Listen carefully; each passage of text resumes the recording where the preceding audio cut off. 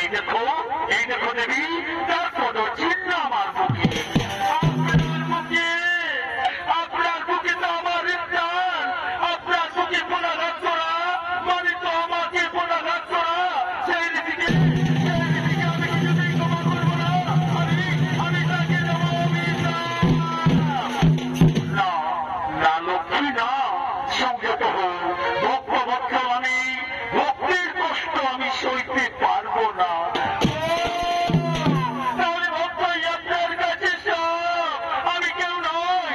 আমার অপমানে সাজা হবে না। আমি বই করতে পারছি। তারপর আপনি বই করতে পারি, আর তারপর আপনার ভক্তকে দিয়ে আমি চললাম বই করতে ছেড়ে।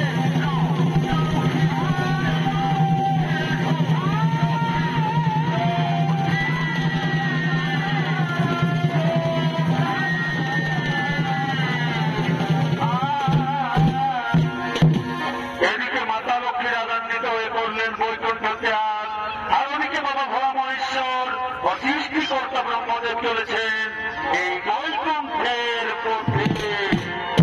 শিব ব্রহ্মা একই সাথে চলিল বৈকুণ্ঠের পথে।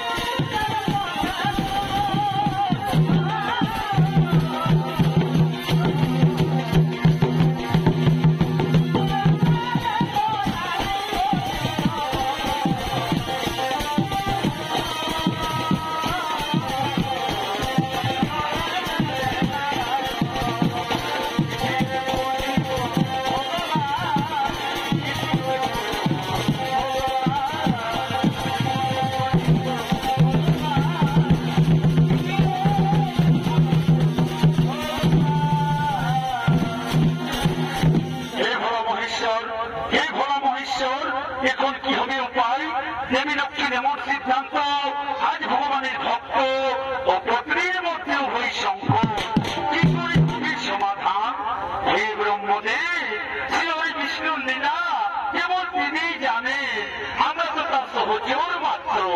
ওই দেখুন ব্রহ্মদেব, মাতা লক্ষ্মী আসছেন।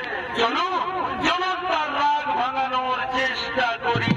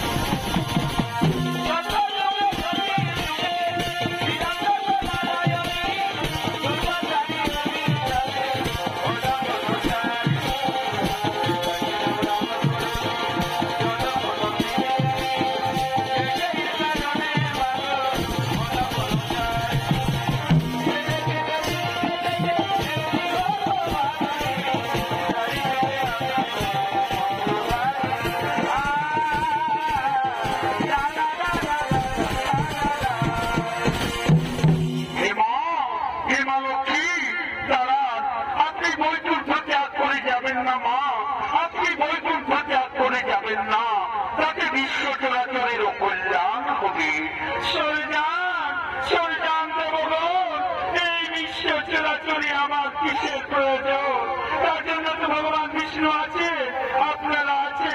আমি চলে যাই, আমি চলে যাই সেই ধরাধামে, সেখানকার রাজা চন তুমি ধর্মপরায়ণ, আমি সেই রাজা চনের রাজ্যে চলে যাই।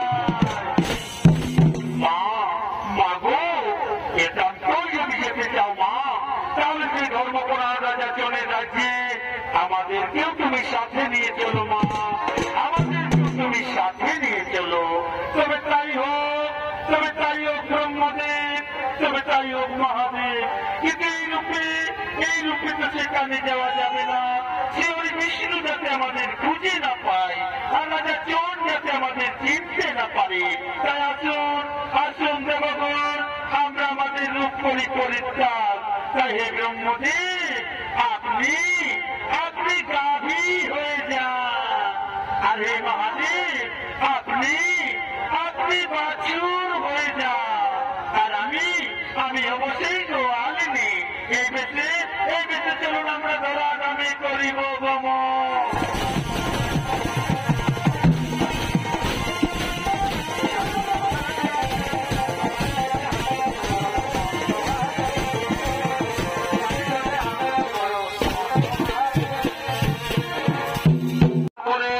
ও মাতা লক্ষ্মী গোয়ালিনীর বেশে এই ধরাধামে করছেন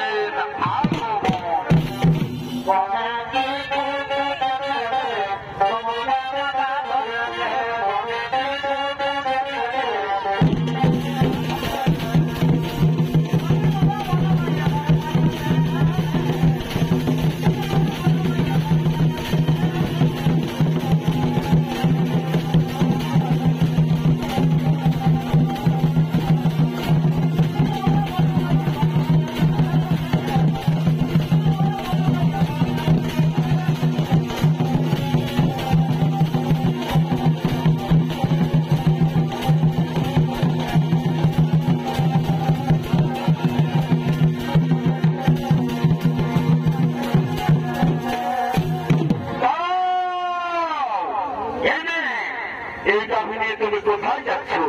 এই গাভী তো আমার। বারে মদনা, কি সুন্দর কথা বলেছিস। এই গাভী তোর, সবাই গাভী আমার।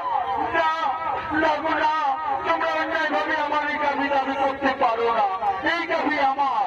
তাহলে চলো রাজা চোরের তোর বাড়ি, সেখানে বিচার হবে। এই